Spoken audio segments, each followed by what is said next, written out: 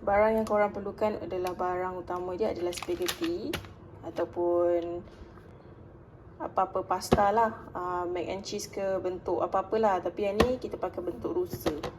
Comel kan?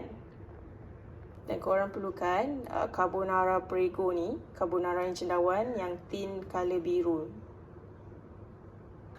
Dan korang perlukan prego tin colour purple, ayam cendawan.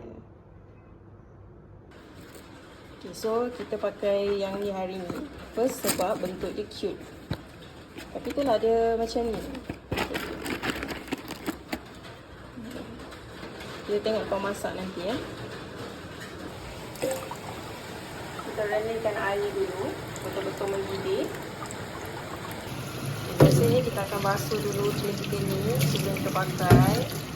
Yalah, sebab dia jadi hilang kan. Memang lagi bersih, kita tak tahu apa yang lalu-lalu kat luar ni.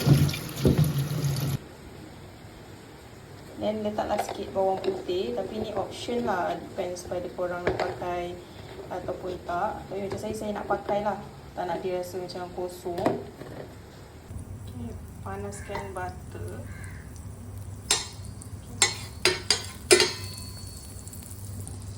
Kalau korang ada minyak boleh tambah sikit lah untuk tumis.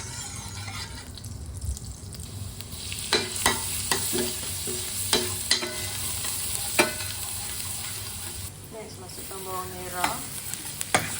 Masukkan bawang merah. Masukkan bawang putih, bawang merah dan kita tumislah sampai garing. Ni option. Kalau nak letak boleh, tak nak letak pun boleh. Tapi saya nak letaklah sebab tekak Melayu kan. So bila dah garing, time ni kalau korang ada sayur nak masuk ke, carrot ke, ataupun korang ada sausage ke, ataupun nak masukkan ayam, any protein, korang boleh masuk time ni. Okay? Tapi saya tak ada. Sebab saya punya protein, saya goreng asin. So kita boleh masukkan yang tin purple dulu Bismillah. Okay, so next kita nak masukkan prego yang tin biru.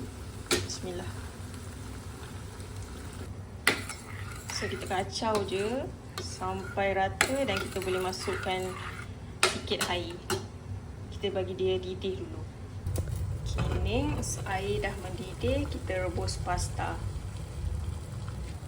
Kita letak minyak dulu.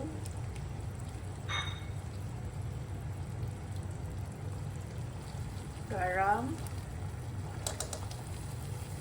Dan kita masukkan spaghetti. Kita rebus spaghetti dulu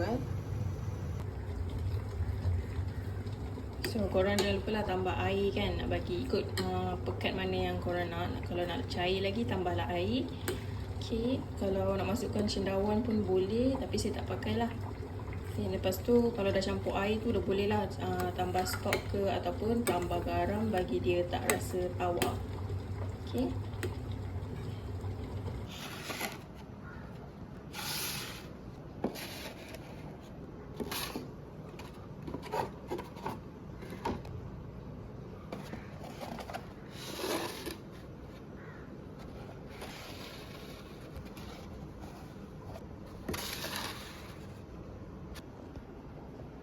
So kita akan packkan yang spaghetti yang kita masak tadi tu kat dalam box ni untuk bagi esok.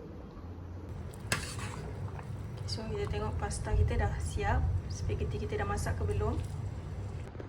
Ini spaghetti yang kita dah masak tadi. Okay. Kita takkan siram dengan air ataupun apa-apalah, walaupun ada orang kata untuk hentikan dia punya masak kan, tapi kita akan biar je macam ni sebab nak makan spaghetti ni esok. Jadi sebenarnya bila kita tak basuh spaghetti tu, dia akan buatkan spaghetti ni lagi tahan lama.